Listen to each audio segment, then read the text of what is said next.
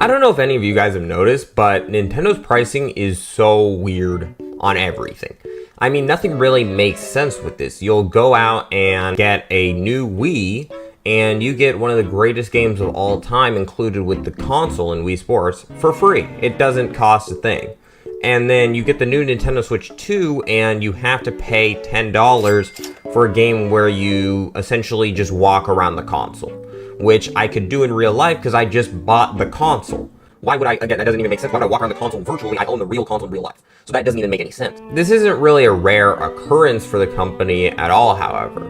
You will oftentimes see very old games get re-released on the console and still be full price or even more expensive than when they launched. You would have a game like Skyward Sword relaunch on the Switch for $60 in 2023. $60? That's so much money for a game that was made in, 2008, 2009? It re-released for $60. Incredible. Even 1-2 Switch, which I recently made a video on, I think really the main reason that game didn't do well is because it launched at $50. Why is that game $50? That game should be free with the Switch. Max, that game should be $10. $50? Incredible. Sometimes it does make you wonder though, like, why are they pricing things the way that they are? And how can they convince themselves that this is okay? For something like the Nintendo Switch to the Switch 2, I do actually somewhat understand the $100 price increase because if you look at inflation over time from the Switch to the Switch 2, it really isn't a price increase at all. They actually technically lowered the price over time of the console. However, I can't at all understand when you're talking about something like, the new price of games, or at least Mario Kart 8 being $80. $80? I guarantee you, this game has reused assets from Mario Kart 8 Deluxe for Mario Kart World. That doesn't make sense. How am I paying $80 for that? Some people bought Mario Kart on the Wii U, Mario Kart 8. Then they bought all the DLC. Then they still had to buy Mario Kart 8 Deluxe, which is just the game with the DLC on the Switch. And then they're essentially buying that again for $80? 80 is crazy. And I've heard Nintendo say things like, this isn't going to be all games $80. This was a very big game and very hard game to make. If this is $80, I can't even imagine what the next Smash is going to be. It's probably going to be $100. Then, each DLC character is $20. There's 20 DLC characters. There's $40,000 of, Mii costumes. I can't even imagine, So what are we doing here? And it really makes Nintendo look bad when you consider these other competitors against them. The only reason Nintendo is even able to charge what they are is because they are somewhat of a monopoly with the amount of exclusives they have. Nobody else is selling Mario Kart, so you have to buy it at whatever price Nintendo says. If, let's say Xbox was selling a game like Forza for $50, but then PlayStation was selling it for $90, nobody would buy the PlayStation version, because why would you pay more money for it? However, on the Switch, that's the only place you can get most of these games. So there's no other way. You have to pay whatever price Nintendo says it is. And you can tell that Xbox and PlayStation are much closer competitors to one another because their pricing is always identical. And it's always lower, Nintendo is the only company in the galaxy that could charge $80 for a standard edition. You look at something like PlayStation, I remember I got the God of War game, which was a really great game, for free. I got Horizon Zero Dawn for free. I got Spider-Man for $10. They always have sales. If you have the online service, you can get so many games for free, and you get free games every month. And then Xbox, I know they have Xbox Game Pass. You just pay $5, I think. You pretty much have every game that's ever been made. How can Nintendo charge $80 for one game? What the heck? But you actually can clearly tell why they can. And it's because everybody will buy it anyway. You know, I don't know how well Mario Kart sold, but I would imagine quite well, because if you're buying a Switch 2, which that sold really well, then you want something to play on it.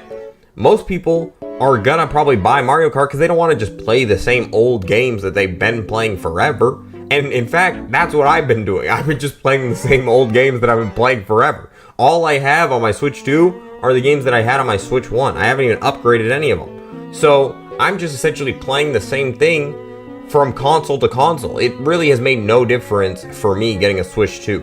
And I think unless you're buying Mario Kart, which a lot of people must have, that's gonna not be a possibility for you, and you don't want to buy it because it's $80. 80. Like, I really want you to comprehend that. I can't even explain to you how many like amazing classic games I could get on the PS5 for $80. I got Persona 5 for free.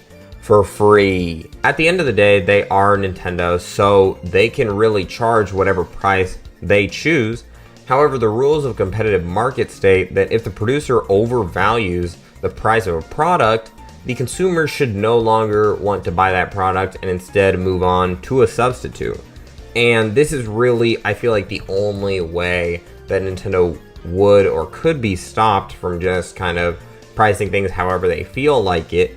Because right now, I think they're just kind of testing out the waters. You know, they were always doing 60 for even games that were just like not worth 60. I'm gonna be honest, Mario Tennis Aces, I liked the game. Not worth 60, you know? It needs a bit more to it to be worth 60. I tried out the story mode though.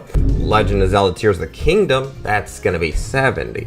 I was like raising my eyebrow a little bit. I don't know about that, Nintendo, but I understood it because 70, but it's the sequel to Breath of the Wild. It's the sequel to the best game ever made. Okay, I'll pay 70. 80 now. And it's not for the sequel to Breath of the Wild, it's for a car game. A car game.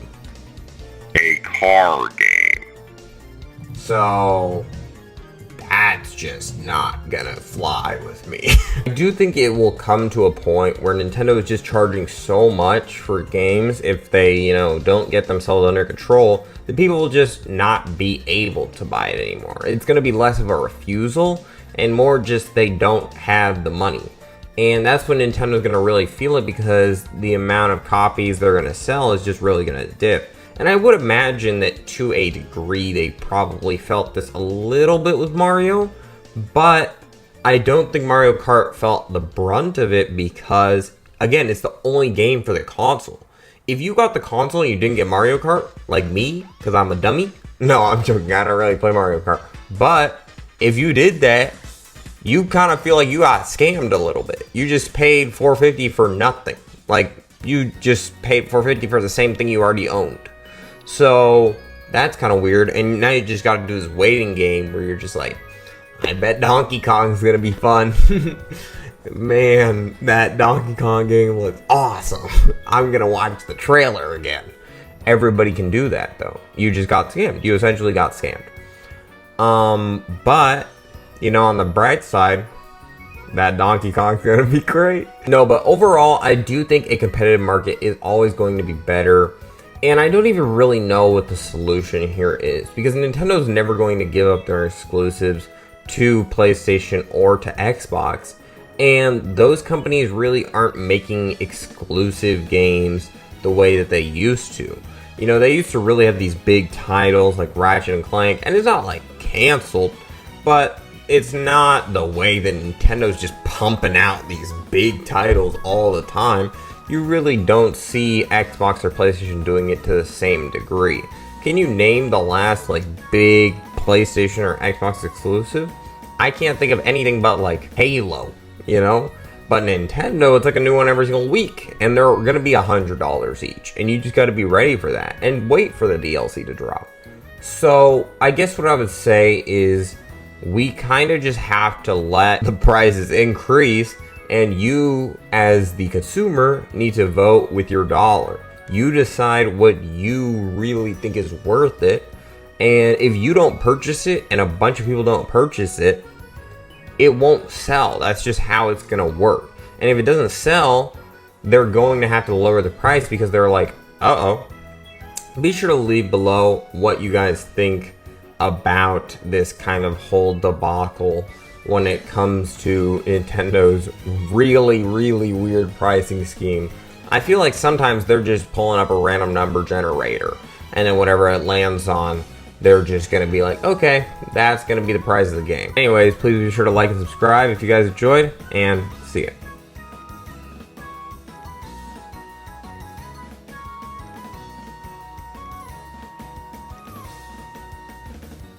We've got it in stock at $60 plus tax. $50? $60 plus tax. $50. Incredible.